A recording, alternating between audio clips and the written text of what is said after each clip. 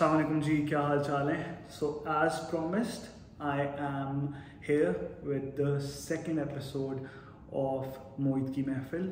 इस एपिसोड में बेसिकली हम बात करने जा रहे हैं वजिया मसूद के साथ, जो ऑडिटिंग में काम कर रही हैं at one of the big fours, और I will try to cover हर professional journey throughout this interview. अच्छा जी वजिया, थोड़ा सा अपने आप को इंट्रोड्यूस करो, थोड़ा सा प्रोफेशनल बैकग्राउंड बताओ, क्या जॉब्स की, क्या करंट सिचुएशन है जिस तरह। मैं आई थी बेसिकली यूके अक्टूबर 2020 में अपना मास्टर्स करने, और मैं एक साल बाद ग्रेजुएट हुई थी अक्टूबर 2021 में।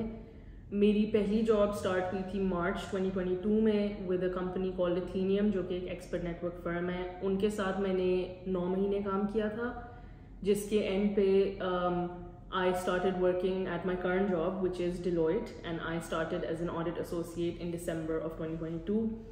इधर मैं हूँ large and complex corporate and financial services sector में, जो कि basically audit करते हैं जो top publicly listed companies होती हैं, जो कि UK में FTSE 100 companies के नाम से कही जाती हैं, उनका audit मेरा डिपार्टमेंट करता है। सही है, सही है। तो अभी अगर करंट से हम थोड़ा सा पीछे जाएं और देखेंगे यूके आने की वजह क्या बनी, क्या मोटिवेशन बनी कि यूके ही पर्टिकुलरली सेलेक्ट किया अपने करियर के लिए। यूके आने की मेरी बेसिक मोटिवेशन करियर वाइज ये थी कि अगर मैं पाकिस्तान में देखूं पर्सनल लेवल पे, मुझे लगता है कि if a woman wants to go work at a corporate level, कुछ लिमिटेशंस होती हैं, कल्चरली ट्रेडिशनली माइंडसेट्स थोड़े डिफरेंट हैं। तो मैं पर्सनली एक्सपीरियंस करना चाहती थी बाहर का वर्क कल्चर, जिसकी वजह से फिर मैंने यूके सेलेक्ट किया। मुझे पसंद भी है यूके, थोड़ी पर्सनल प्रेफरेंस भी थी। सही है, सही है। तो आपने जैसे कहा कि 2 डिफरेंट जॉब्स की, एक एथेनियम में, अब डिलॉयट में, इनका एप्लीकेशन प्रोसेस, उसके बारे में अगर हम थोड़ी सी बात करें, क्योंकि मेरे ख्याल वो एक एरिया ऑफ इंटरेस्ट है अगर कोई नया बंदा आना चाहता है, बिल्कुल एक नई चीज़ है। तो उसके बारे में थोड़ी सी अगर डिटेल में बात करें कि अगर एप्लीकेशन प्रोसेस डिफरेंट थे, सेम थे, क्या स्टेप्स इन्वॉल्व थे। मेरे पर्सनल एक्सपीरियंस में यूके में 2 डिफरेंट तरह के एप्लीकेशन प्रोसेसेस होते हैं। एक इमीडिएट स्टार्ट जॉब्स के लिए, जो कि मेरी जॉब विद एथेनियम थी, एक ग्रेजुएट प्रोग्राम्स के लिए, जिसमें मैं अब डिलॉयट के साथ हूँ। और दोनों के एप्लीकेशन प्रोसेसेस भी डिफरेंट है और टाइमलाइंस भी डिफरेंट है। इमीडिएट स्टार्ट थोड़ा सेल्फ एक्सप्लेनेटरी भी है कि आप अप्लाई करते हो, आपका इंटरव्यू होता है और आपकी जॉब लग जाती है। और इसका एप्लीकेशन प्रोसेस इस तरह होता है कि यूजुअली आप बस अपना CV भेजते हो, चाहे लिंक्डइन पे कंपनी को डायरेक्टली, या वो जो मल्टीपल वेबसाइट्स होती हैं, इंडीड वगैरह, और आपके कुछ इंटरव्यूज़ होते हैं, HR के साथ होता है, किसी सीनियर पर्सनल के साथ होता है, और आपको वो विद इन अ वीक और 2 वीक्स और may be maximum a months notice आपको वो स्टार्ट डेट दे देते हैं। ग्रेजुएट स्टार्ट्स, जो ग्रेजुएट प्रोग्राम्स होते हैं, उनकी टाइमलाइन डिफरेंट होती है इस तरह से कि the whole process from start to end I think takes a year. Application start होती हैं सितंबर में, और आपको मैक्सिमम जाके फाइनल एक्सेप्टेंस लेटर जून में आता है, बट जॉब की इटसेल्फ स्टार्ट डेट नवंबर दिसंबर से पहले नहीं होती। तो through and through it's a years process. सही है। और इसमें क्या, अगर प्रोसेसेस थोड़ा सा बताओ, क्या डिफरेंट प्रोसेसेस इन्वॉल्व हैं उस पूरे साल में। उसमें इस तरह प्रोसेस होते हैं। So graduate programs are usually consisting of about 4 to 5 stages, जो कि पहली 2 स्टेजेस बहुत सिमिलर होती हैं across all of the companies. पहली स्टेज एप्लीकेशन फॉर्म होता है, थोड़ा एक्सटेंसिव होता है। उसके एंड पे आप अपना CV अटैच करते हो और आप अपनी एप्लीकेशन भेज देते हो। उसके बाद they get back to you with a basic skills assessment, जिसमें इंग्लिश, मैथ्स और IQ जो पैटर्न्स वगैरह वाले क्वेश्चंस होते हैं वो होते हैं। अगर आप ये क्लियर कर लेते हो, और ये आप अपने टाइम में कर सकते हो, अगर आप ये क्लियर कर लेते हो तो इसके बाद आती है एक immersive assessment. In my experience this is a little more related towards the field that you applied in. जो ग्रेजुएट प्रोग्राम आपने अप्लाई किया है उससे रेलिवेंट होता है, थोड़े उससे रिलेटेड क्वेश्चंस पूछे जाते हैं, but again it's mostly multiple choice या multiple selections of multiple choice questions. इसके बाद आती है सबसे focused I think on the field itself वाली स्टेज, जिसको मेरे एक्सपीरियंस में जॉब सिमुलेशन बोलते हैं। और उसमें usually there is either video conferencing involved, या आपने उन सिनारियोज के क्वेश्चंस वीडियो रिकॉर्डिंग में आंसर करने होते हैं।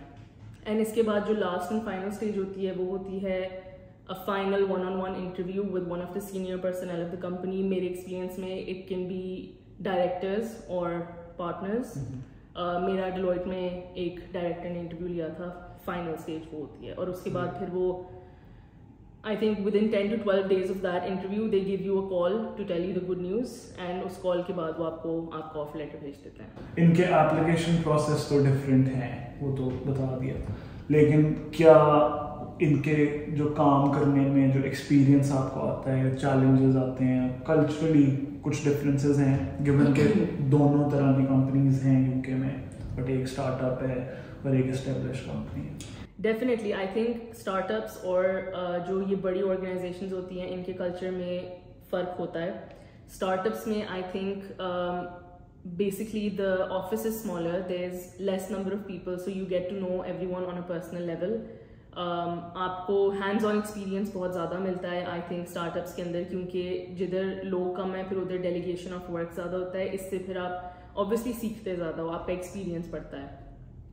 जो बड़ी ऑर्गेनाइजेशंस होती हैं उसमें कल्चर थोड़ा सा डिफरेंट होता है. बहुत ज़्यादा नंबर ऑफ एम्प्लॉयज़ होते हैं. अगर मैं डिलॉयट की एग्जांपल दूँ, लंदन इटसेल्फ में उनके सिर्फ 2 ऑफिसेज हैं with a lot of people that work there.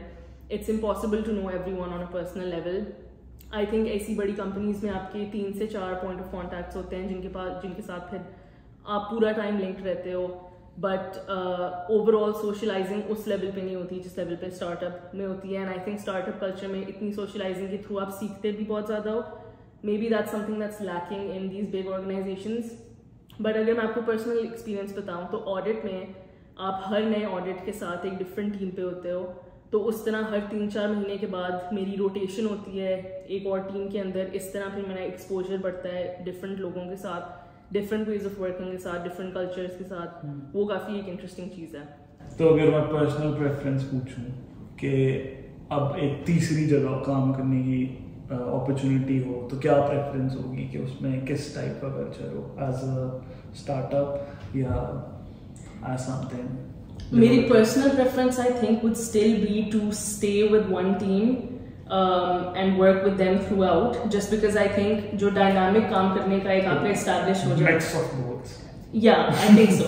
मतलब I would still like to rotate, but maybe एक टीम के साथ टाइम थोड़ा लंबा हो जाए, जैसे 1 साल के बाद रोटेशन हो जाए. Because I think एक जो डायनामिक बन जाता है ना लोगों के साथ काम करने का, उससे प्रोडक्टिविटी बहुत बेहतर होती है. हालांकि इस पॉइंट पे मैं काफी I think I've gotten used to the idea of changing teams, but I think my personal preference still lies somewhere in the middle. ठीक है. तो अभी जो Deloitte में आप कह रहे हो ग्रेजुएट रूट के थ्रू ये एप्लीकेशन हुई, तो ये ग्रेजुएट रूट में आपको वीज़ा ऑफर करते हैं, वर्क वीज़ा होता है, उसका किस तरह प्रोसेस है? अगर वो वीज़ा ऑफर कर रहे हैं कितनी देर बाद करते हैं, उसमें कोई कॉस्ट इन्वॉल्व है, या जिस तरह का भी प्रोसेस है उसके बारे में थोड़ा सा? सो बेसिकली जिस दिन इन लोगों ने मुझे जॉब ऑफर की थी उन्होंने मुझे साथ ही बताया था, और ऑफर लेटर में भी डिटेल्स लिखी हुई थी कि they will be offering me a Tier 2 work visa. मैं उस टाइम पे थी Tier 4 ग्रेजुएट वीज़ा पे, जो आपको ग्रेजुएशन के बाद वीज़ा जिसके लिए आप अप्लाई करते हो वो उस पे मैं थी. और डिलॉयट का लेकिन थोड़ा सा डिफरेंट था, बिकॉज इनके साल में कुछ क्वार्टर्स होते हैं जिसमें ये वीज़ा अप्लाई करते हैं. तो even though I started working in December, I did not apply for my visa until March of 2023 this year. और उसकी कॉस्ट जो थी वो कवर की थी कंपनी ने. और प्रोसेस बहुत बेसिक होता है. आपका जो एग्जिस्टिंग BRP होता है और आपका पासपोर्ट होता है, उनकी कॉपीज़ आप अपलोड करते हो. सब कुछ घर से ही होता है. उनकी एक ऐप होती है, उसके थ्रू आपके बायोमेट्रिक्स वो स्कैन कर लेते हैं BRP से.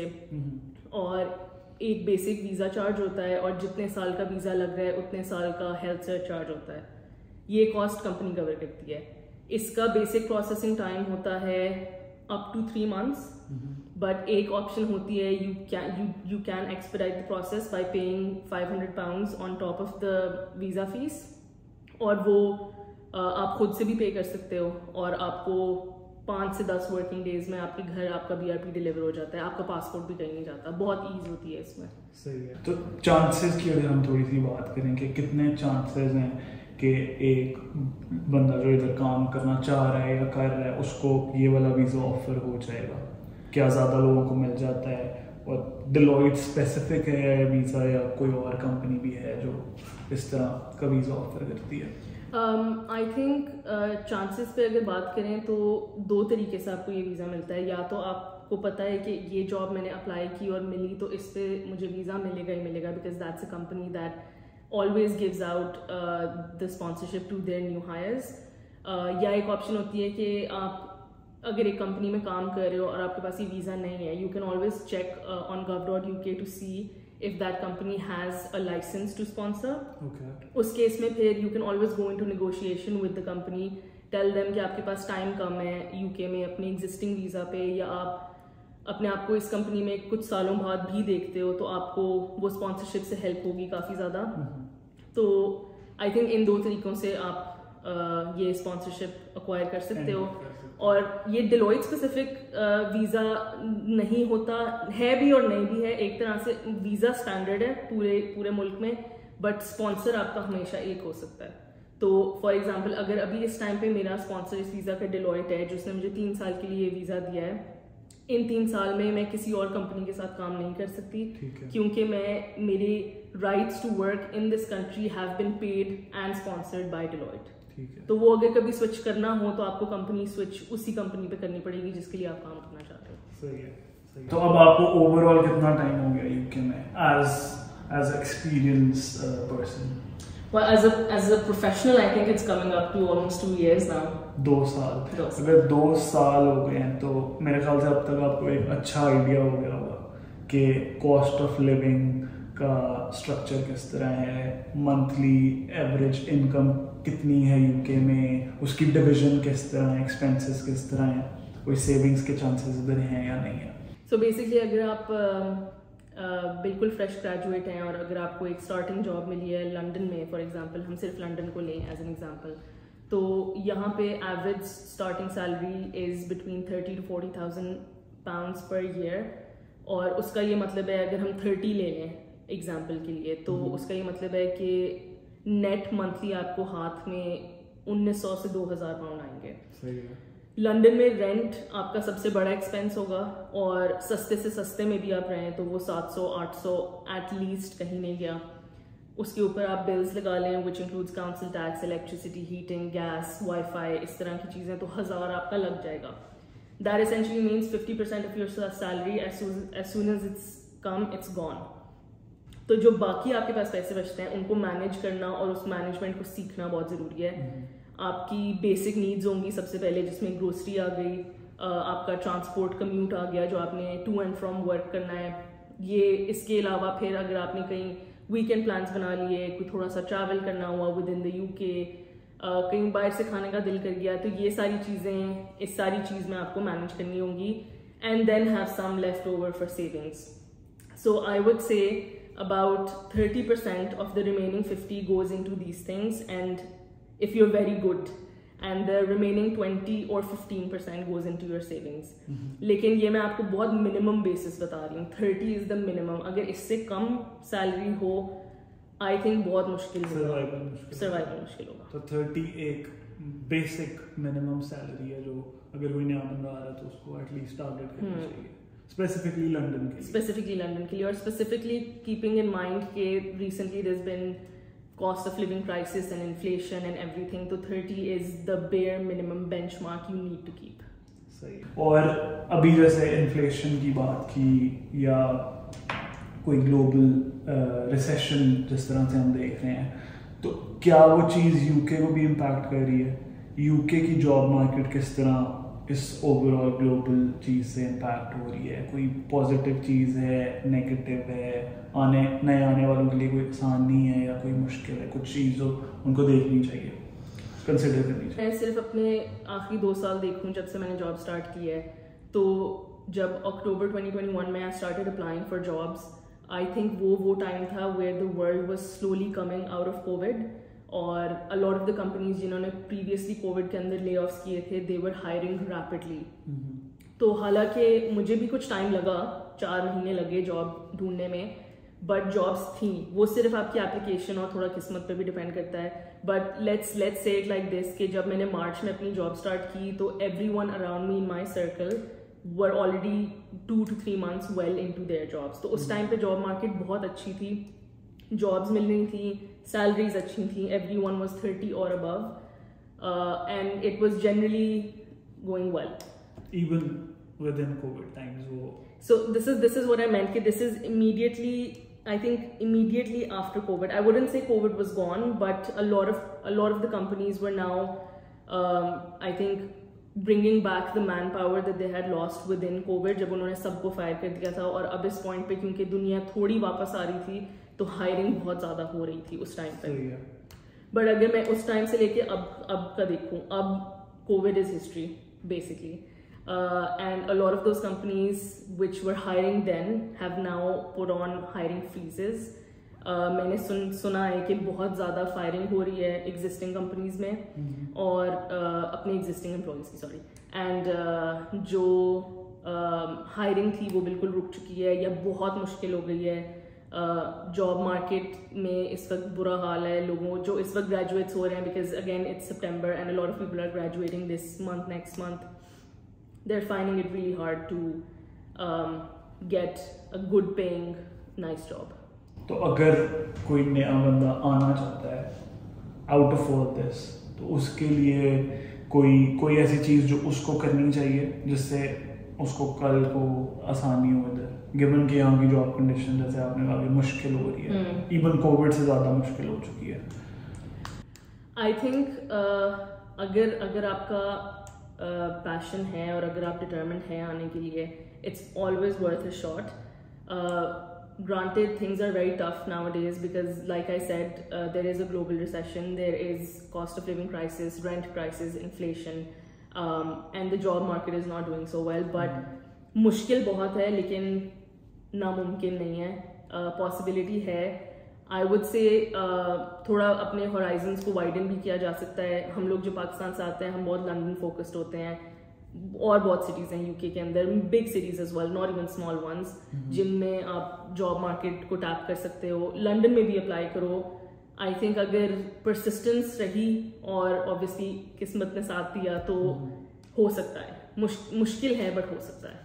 तो कोई ऐसी चीज़ है, मतलब अगर आप यहाँ पे आ गए हो फिर तो आप हर तरीका अप्लाई करोगे. कोई ऐसी चीज़ है जो बंदा कोई उधर बैठा है और वो उधर बैठे हुए कर ले, जो उसको यहाँ पे आके आसानी हो जाए? कोई वो ऐसा कोर्स कर ले, अपनी डिग्री चॉइस ऐसी रख ले, कोई इंटर्नशिप या जॉब एक्सपीरियंस हो, कोई भी ऐसी चीज़ जो कल को इधर उसको यूके में जॉब लेने में स्पेसिफिकली हेल्प करे? I think there's a couple of things I can talk about. Basically, आप जब अपनी मास्टर्स की डिग्री देख रहे होगे, वो that is what's going to define your professional career in the UK. So I think उसको थोड़ा सोच समझ के आपको select करना चाहिए.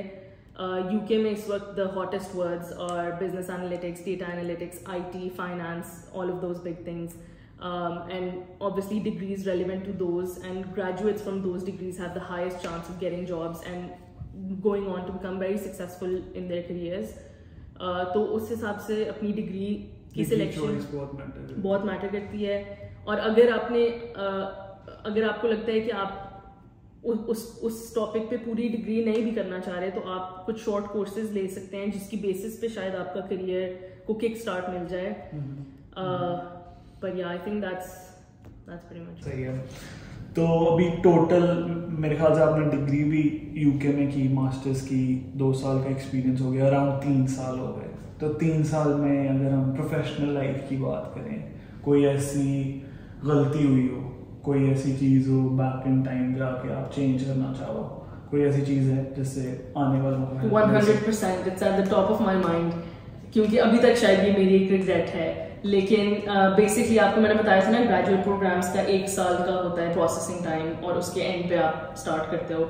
मुझे बहुत लोगों ने कहा था कि वो जिहा जब आप मास्टर स्टार्ट करोगी तो सितंबर में ही ग्रेजुएट प्रोग्राम्स की एप्लीकेशन स्टार्ट कर देना. इससे 2 फायदे होते हैं. फायदा ये वही सितंबर है जिसमें डिग्री स्टार्ट हो रही है. जब आप आए हो नए के और आपकी पहली क्लास है, बट वही उसी दिन आप ये भी काम करो. अच्छा. क्योंकि इससे 2 फायदे होते हैं. सबसे पहला और शायद सबसे बड़ा फायदा ये होता है कि आपको उस साल के एंड पे एक जॉब अवेलेबल होती है, आपको उस ओवरवेलमिंग सिचुएशन में नहीं बैठना पड़ता जिधर आप ग्रेजुएट भी हो चुके हो, आप अनएम्प्लॉयड भी हो, आपने रेंट भी पे करना है, अपनी ज़िंदगी भी गुजारनी है, वापस भी नहीं जाना चाह रहे, तो उस सारी एक्सपीरियंस से ये चीज़ आपको बचा सकती है। बिकॉज आप फॉर एग्जांपल सितंबर अक्टूबर में आप ग्रेजुएट हुए हो, नवंबर दिसंबर में आपकी जॉब स्टार्ट हो जाएगी। नंबर 2 फ़ायदा इसका ये है कि आपको ग्रेजुएट प्रोग्राम्स वाली जो कंपनीज है ना, 99% of the time they sponsor. So आप स्टूडेंट वीज़ा पे रहे हो सितंबर से अगले साल सितंबर अक्टूबर तक, और उसके बाद इमीडिएटली आप Tier 2 वर्क वीज़ा पे चले गए हो उस कंपनी के स्पॉन्सर्ड, तो आपको बीच वाला Tier 4 ग्रेजुएट वीज़ा स्किप करने का चांस मिला है, जो कि मॉनेटरीली भी बहुत फ़ायदा है, बिकॉज वो कोई 2-2.5 हज़ार पाउंड का वीज़ा है जो आप अपनी जेब से देते हो। सही है। और उस दो साल उस वीज़ा पे गुजारने से भी बचाती है, जिसमें फिर आप मतलब फ्रैंटिकली एक स्पॉन्सर्ड जॉब ढूंढ रहे होते हो, तो उस चीज़ का बहुत फ़ायदा। मैंने ये नहीं किया था, which is why I graduated in October 2021, but I started working for Deloitte in December 2022. It could have been the other way. So it takes almost a year. Yes. तो अगर आप पहले दिन ही स्टार्ट कर दो तो डिग्री के साथ खत्म हो जाती है, आपको जॉब भी साथ मिल सकती है। ठीक है। और आई थिंक मोर और लेस मैंने यही क्वेश्चंस गैदर किए थे जो मुझे लगा था कि इम्पोर्टेंट होंगे लोगों के लिए, कोई बंदा अगर इधर है या कोई आना चाह रहा है। बट लास्टली अगर कोई क्लोजिंग कमेंट, कोई एडवाइस, कुछ ऐसी चीज़ जो आपके पर्सनल एक्सपीरियंस है वो आप शेयर करना चाहते हो, तो कुछ ऐसा, कुछ भी। आई थिंक सीख तो मैं अभी भी रही हूँ बहुत चीज़ें, लेकिन अगर एक चीज़ जो मैंने रिसेंटली अपने आप के ऊपर अपनाना भी स्टार्ट किया है वो ये है कि आपके प्लान्स 100 बनते हैं, बट क्या पता जो आप एक्चुअली कर रहे हो वो बहुत डिफरेंट हो उन प्लान से। But I think whatever you're doing at whatever time, try to be the best at it. आप उस पे दिल लगा के मेहनत करो, and then you can see where life takes you. For example, audit and accounting was never in my plans, but now that I'm here, I'm embracing it 100%. मुड़ के पीछे नहीं देखना, जिधर आगे हो आगे देखना है सिर्फ, और मेहनत करनी है दिल लगा के। Like I said, whatever you do, try to be the best at it. And hard work pays off. Hard work pays off. Especially in the UK. Especially in the UK. It really does though. ठीक है, तो मुझे लगता है कि ये सारी जो हमारी कॉन्वर्सेशन हुई इससे आप लोगों को कुछ हेल्प मिलेगी, थोड़ा सा कॉन्फिडेंस मिलेगा। अगर इवन आप यूके में हो या यूके आने का सोच रहे हो, यूके एक ऑप्शन है।